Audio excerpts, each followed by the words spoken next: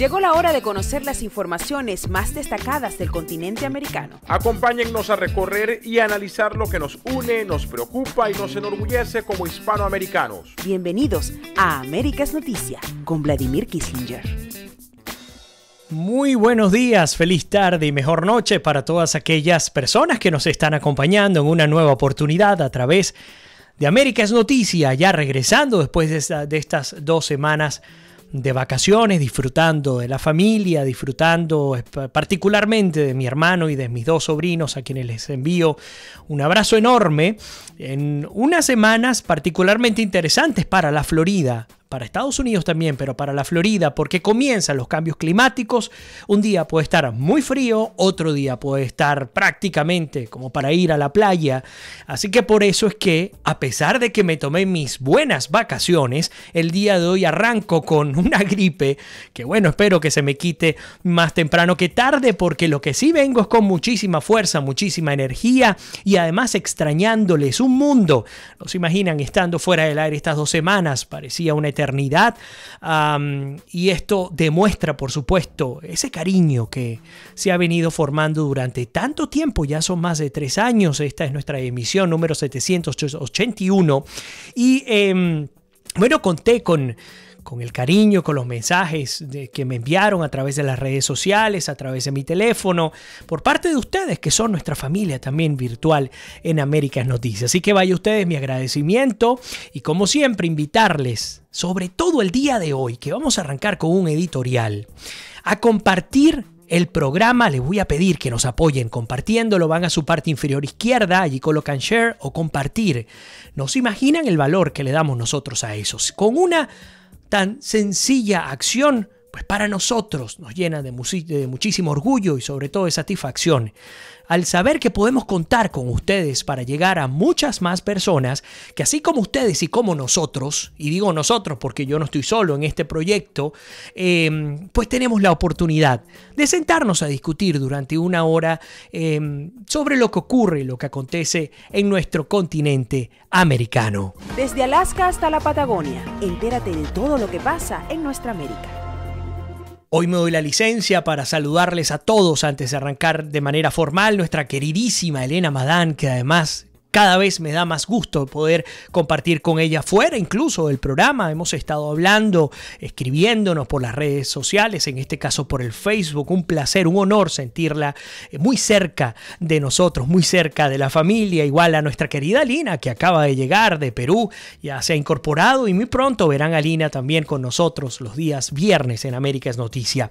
Bueno, fíjense que justamente Elena dice: qué contentura, por fin, juntos de nuevo, hasta que la muerte nos separe, nos dice nuestra queridísima Elena. Voy un poco más rápido porque el programa promete el día de hoy. Elías Prato también desde Trinidad y Tobago nos envía saludos, dice buenas vacaciones, pues sin duda espectaculares, inolvidables. Mi queridísima Maru Salazar, que es uno de los pilares de este equipo, véanla muy bien. Maru Salazar además es experta en el tema de redes sociales, en el tema de posicionamiento, en el tema de construcción de mensajes. Una excelentísima profesional que tengo el honor de tener a mi lado, un gran apoyo, que junto a mi productora desde Argentina, pues estamos todos los días en contacto para llevarles a ustedes la mejor información. Por ahí Berta María Araujo con nosotros, Isabel Graterol, que nos acompaña desde Mallorca, madrugando ya nuestra querida audiencia y nuestros grandes amigos de Europa. Me dice, a ver si no me quedo dormida, es que es la 1 de la mañana en Europa, si mal no recuerdo. Igual Olimar Blanco también dice desde España, te estamos viendo, es la 1 de la madrugada. Elena por ahí nos da una mala noticia sobre, de hecho, una compañera nuestra, Claudia Aldunate. Su madre ha fallecido, le enviamos nuestras condolencias, nuestro abrazo fraterno.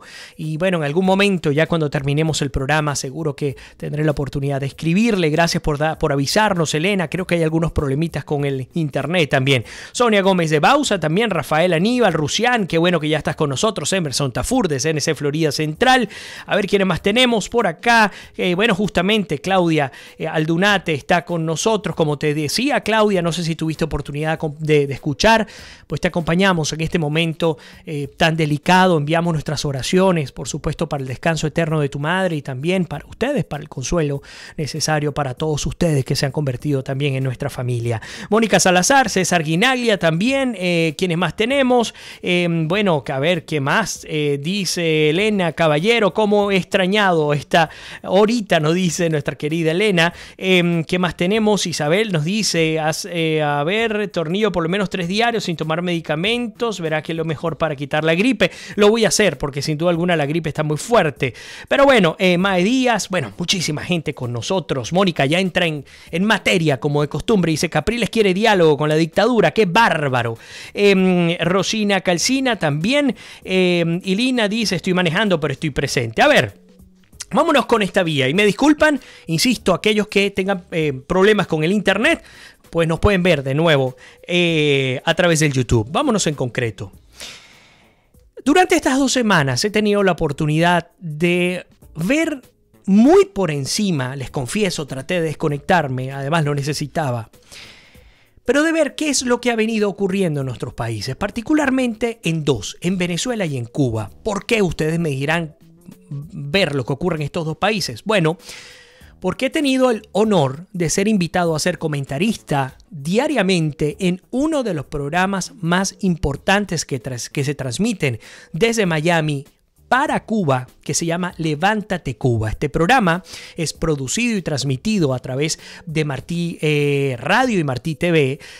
Su productora Betty Martínez está con nosotros y también, por supuesto, su gran periodista y líder de este programa, Maite Luna, también. Pues tengo el honor de acompañarles todas las mañanas, aunque sea unos 8 o 10 minutos, estoy hablándole a nuestra comunidad de Cuba. Bueno, eso me ha hecho, por supuesto, estar muy cerca de lo que particularmente ocurre en Cuba y en Venezuela. Y el día de hoy, obviamente, es menester hablar sobre el Congreso Venezuela Libre. Para los que no lo saben, el Congreso Venezuela Libre ha sido la respuesta, digamos, operativa a lo que ha venido siendo o lo que ha venido haciendo el Frente Amplio en Venezuela. La primera gran pregunta que les quiero hacer a todos ustedes es la siguiente.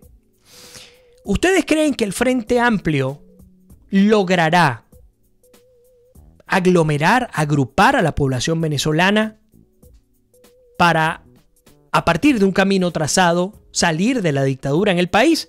Esa sería la primera gran pregunta. Y vamos a estar hablando de eso en unos minutos. Por ahí creo que tenemos algunos problemas de audio. Me disculpan un segundo. Vamos a ver si es que es con ustedes. Pareciera que era yo. Bueno, pero entonces lo que les comentaba. Y les pido que me reporten si les está llegando bien el audio. Sé que tenemos problemas definitivamente de transmisión. El hecho es que pensaba durante estos días y particularmente hoy lo siguiente. Venezuela está pasando por un momento muy oscuro. Esto no es sorpresa. Obviamente lo conocen. Pero recordé la historia de Colombia de los años 80. ¿Y por qué digo recordé la historia de Colombia de los años 80? Porque lamentablemente las comparaciones se hacen cada vez más obligadas, más necesarias. Recordando aquella década de los 80, la década de los carteles, de la droga, del terror, de las instituciones destruidas en Colombia, del sinsabor del pueblo colombiano. Un pueblo colombiano que en cierto punto, arrancando sobre todo los 80s, comenzó a ver cómo se movía un mercado que les hacía pensar que eran un país próspero, que era un país en pleno crecimiento, avanzado cultural, educativamente, pero que no se daban cuenta o no querían hacerlo, que todo lo que ocurría allí era producto de una gran lavadora de dinero mal habido, de los dineros calientes, como se les llamaba en su oportunidad. Algo similar, salvando las distancias por supuesto, pero algo similar fue lo que ocurrió sobre todo en la época de Chávez. cuando de manera ficticia comenzó a sentirse pues un pueblo que tenía una moneda sobrevaluada, que tenía un poder adquisitivo que se había incrementado, pero que lo que no sabía era que a la postre todo eso se derrumbaría, como ocurrió con el imperio de los carteles en Colombia. El fin último de los carteles era gobernar Colombia, era destruir las instituciones tradicionales y convertirse ellos en institución. Por supuesto, sé que me van a decir de nuevo, pero ¿qué tiene que ver Cuba y Venezuela con Colombia? Muchísimo. ¿Por qué? Porque hoy más que nunca, la duda, esa nube gris que hace que no creamos en nadie, se posa sobre la mente del venezolano. Cualquier acción que ocurra, incluyendo la del Congreso Venezuela, la de Frente Amplio, que aquí tengo el manifiesto que les voy a leer parte de él el día de hoy, pues damos todo por sentado de que se trata de una farsa. No es que lo esté defendiendo, sino que quiero hacer algunas comparaciones para que entendamos, pensando en Colombia, lo que potencialmente puede estar ocurriendo en Venezuela y no nos damos cuenta. Por ejemplo, por supuesto recordar, a ver, y ustedes recuérdenme si se me va algún corrupto acá, lo que ha ocurrido con Gorrín, por supuesto, que además se ha escapado de Estados Unidos y ha huido a su refugio, a su madriguera, por supuesto Venezuela. El Tuerto Andrade, un ex edecán de Chávez, terminó siendo tesorero y se llevó una bicoca de $1.000 millones. Tan o más grotesco aún de lo que pudo haber significado el escándalo de Odebrecht. La enfermera de Chávez, Aponte Aponte, Rafael Ramírez y su sobrino, Malpica Flores, los sobrinos, los narcosobrinos, Andrés Chacón y Arnés Chacón, quise decir, y pare usted de contar. Recuérdeme si se me va algún nombre, colóquelo allí que yo lo voy a incorporar en unos minutos. Entonces, pensando en estos individuos, decía, ¿realmente habrá una similitud entre la Colombia de los años 80 y la Venezuela de estos 20 últimos años? Y pareciera que sí. Y díganme ustedes si están de acuerdo o no, porque esto es para discutirlo. Lo primero, la figura de Pablo Escobar, la figura de los carteles de la droga en Colombia, se convirtieron en una atracción directa. Era como una especie de hechizo, de encanto. Porque el poder que destilaban estos individuos no era casi que, es mejor dicho, era casi que divino. La gente les creía como grandes figuras intocables, no solo por la violencia que podían desatar, sino también por el poder que representaba cierto beneficio para aquellos que estuviesen alrededor. Los pobres, los estudiantes, los jóvenes, dejaron de pensar en el esfuerzo necesario para poder salir adelante, en el estudio, en el tesón, en la dedicación en términos de trabajo, para comenzar a pensar en hacerse rico de la noche a la mañana. Era la única vía, porque estudiar era ridículo. Fíjense lo que ocurre en Venezuela. Formarse no tenía ningún tipo de sentido. Buscar una carrera científica y dedicarse a la investigación era una bufonada. Aquí lo que daba dinero en Colombia era dedicarse a la droga y sus negocios conexos, el sicariato, el secuestro, la extorsión.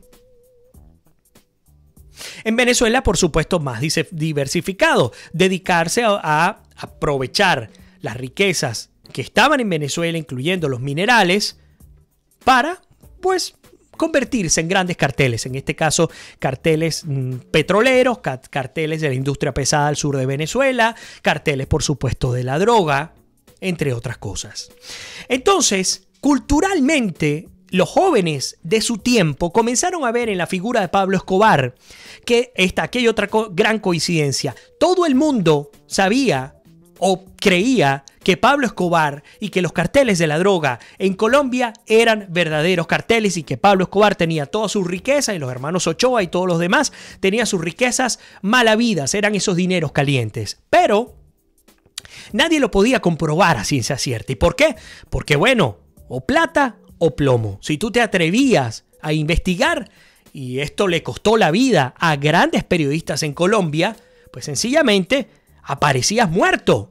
En Venezuela no hay diferencia. Sigue ocurriendo a lo que me estoy refiriendo.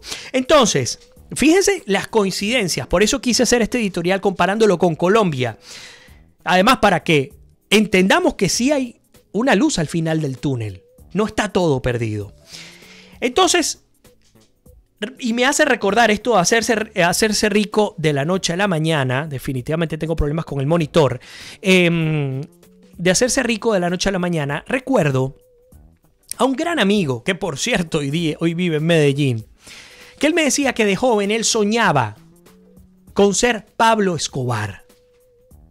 Y yo le preguntaba, por supuesto ya tiene sus años, ya irá, ¿qué será? 45, 50 años. Y yo le preguntaba por qué lo sentía, por qué lo pensaba. Estamos hablando, él tendría 17, 16 años. Él me decía, es que el poder de ese hombre no lo tiene nadie. Fíjense cómo atraía incluso a individuos que no eran colombianos. Sigo adelante. El populismo. Escobar entendió que construyendo una plataforma política, él y por supuesto el cartel completo, y también el cartel de Cali, pero construyendo una plataforma política, tendrían la oportunidad de ganarse el beneficio, la buena lid de los pueblos que estuviesen alrededor de ellos. El mejor ejemplo fue Medellín sin tuburios. Los que no saben qué es esto, el tuburios era un basurero municipal de la ciudad de Medellín. En ese basurero convivían cientos de familias, decenas de familias vivían allí.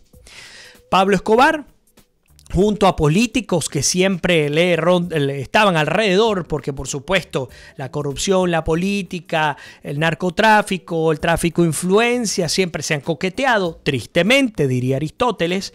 Pues bueno, se construyeron un gran barrio con casas de bloque y de techo, con servicios públicos, y se les entregó a los habitantes originalmente de este basurero municipal para que llegaran hasta allí. Hoy día existe todavía el barrio Medellín sin tuburios, y esto por supuesto representó un boom en términos de protección además a Pablo Escobar.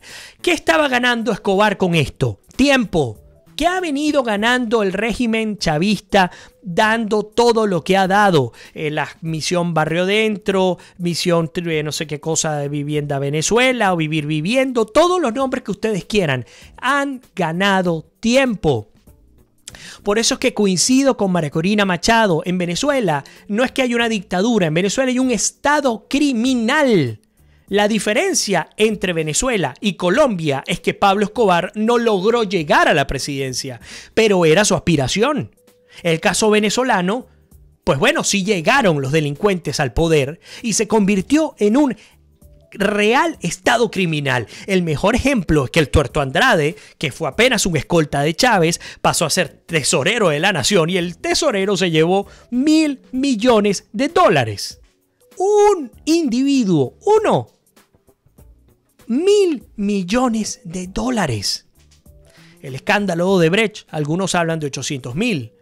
Las cifras que yo manejo pasan un poco más de los $2.000 millones de una de las más grandes empresas constructoras de América Latina. No, pero es que en Venezuela tú no necesitabas tener una empresa, solamente estar cerca de estos individuos para llegar a lo que llegaste. Ahora imagínense si este era un escolta que pasó a ser tesorero, ¿qué implica con todos aquellos que siguen gobernando de facto en Venezuela?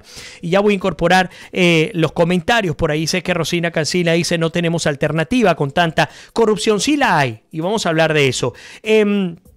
Sigo un poco más adelante.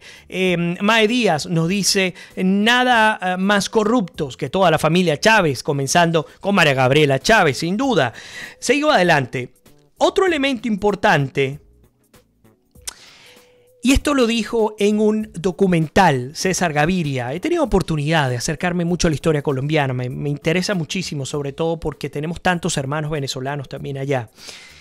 El propio César Gaviria, expresidente de Colombia, él decía que existía una falsa expectativa, una falsa visión sobre la Colombia de los finales de los 70, comienzos de los 80. Una Colombia que se consideraba que era un gran país, el mejor del mundo, los más educados, los que tenían mayor cultura, desarrollo, etc.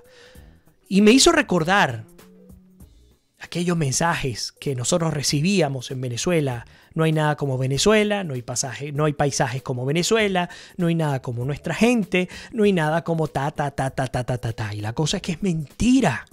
Y ese tipo de ilusiones, de taras mentales, terminan destruyendo las posibilidades de poder seguir adelante. Yo siempre lo he dicho, en comunicación organizacional no hay cosa más peligrosa que una organización o que un país que tenga una cultura débil y además disfuncional, que crea que lo está haciendo bien, pero para nada. Sencillamente va destruyendo todo lo que va a su paso. Bueno, en Colombia pasó en la década de los 80. Y en torno a todo esto se convirtió Pablo Escobar en el contrapeso del Estado, de un Estado fallido, de un Estado disminuido. Porque a medida en la que existiese menos fortaleza en las instituciones, mayor posibilidad tendría de gobernar. Y en efecto gobernó durante 10 años. Pablo Escobar fue el que decidió qué ocurría y qué no ocurría en Colombia.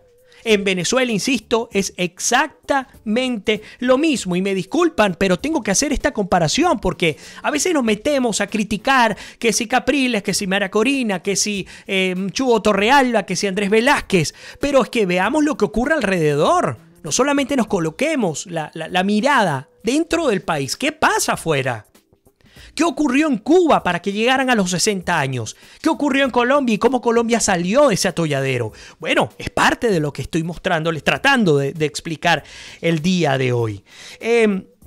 Entonces, ante un Estado fallido y disminuido, bueno, vimos cómo algunos, muchos de hecho, políticos se peleaban por estar alrededor de Escobar, por lo que significaba, por supuesto, el poder en términos de dinero.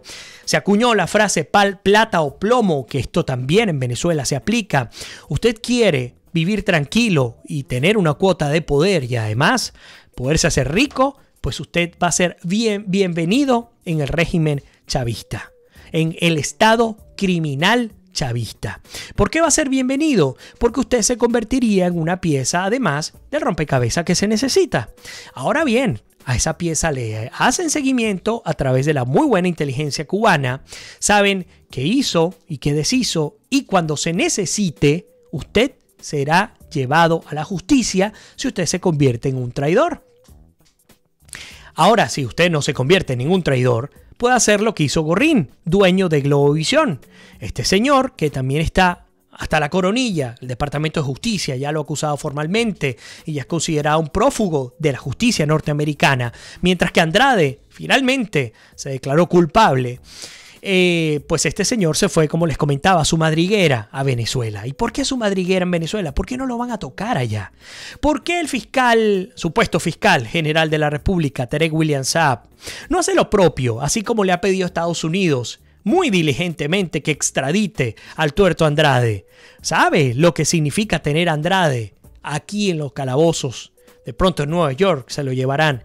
Y que suelte y que negocie, por supuesto, con los Estados Unidos. ¿Saben las implicaciones que hay? Por eso es que Gorrín llegó a Venezuela. Vamos a ver si se llevan a Gorrín y a dónde se lo llevaría. Seguramente harían como hicieron con los miembros del ELN, el grupo terrorista colombiano, ya podríamos decir colombo-venezolano, porque actúan en Venezuela a sus anchas, que asesinó a 4 militares venezolanos en Amazonas. ¿Y qué hicieron? Despejaron buena parte del helicoide, lo metieron muy cómodos porque siempre les he dicho, estos centros de represión sirven para o reprimir o proteger a los que quieren proteger, como en este caso a estos individuos del ELN. Ya voy a incorporar nuevos comentarios. Me disculpan que por supuesto he estado concentrado en el editorial para luego hablar con ustedes, así que les invito por supuesto a escribirnos sus opiniones. Sigo adelante. Las filas policiales, este es otro elemento, pero Vladimir, ¿cómo es posible que nosotros podamos salir del régimen de Maduro si el régimen de Maduro, el régimen chavista, el Estado criminal, tiene a los policías y a los militares comprados? Eso es verdad. En el caso de Pablo Escobar también. Por eso es que costó tanto darle de baja a este individuo. Tenía generales, coroneles, capitanes, mayores, cualquier escalafón militar comprado que lo protegían. Y esto duró poco más de 10 años. Cuando se instaura un estado criminal como se instauró el de Pablo Escobar y como se instauró el chavista, pues no es nada fácil salir. Ahora bien, aún sin ser fácil salir de ese estado criminal, entendiendo que en Colombia también hubo el tema plata-plomo, los políticos peleándose también para estar con él y que las filas policiales y militares estaban inundadas de hombres y mujeres comprados para proteger el cartel. Aún así terminó de la manera más fatal, pero la más probable posible. Vamos a hacer una pequeña pausa. Este tema no lo hemos terminado, el editorial se alargó un poco más, pero es necesario. Quiero invitarles a compartir el programa a aquellos que se están incorporando en este momento y a los que ya lo compartieron, déjenos conocer su parecer en torno a esta temática que estamos discutiendo el tema de hoy. Venezuela acaba de emitir su manifiesto Venezuela Libre de Congreso Venezuela y vamos a hablar de él, pero lo estamos comparando editorialmente con lo que ocurrió en la Colombia de Pablo Escobar, en la Colombia de los 80. Así que no se vayan, que ya regresamos con muchísimo más de América es Noticia con nuestra emisión 781, regresando ya de vacaciones. Ya volvemos.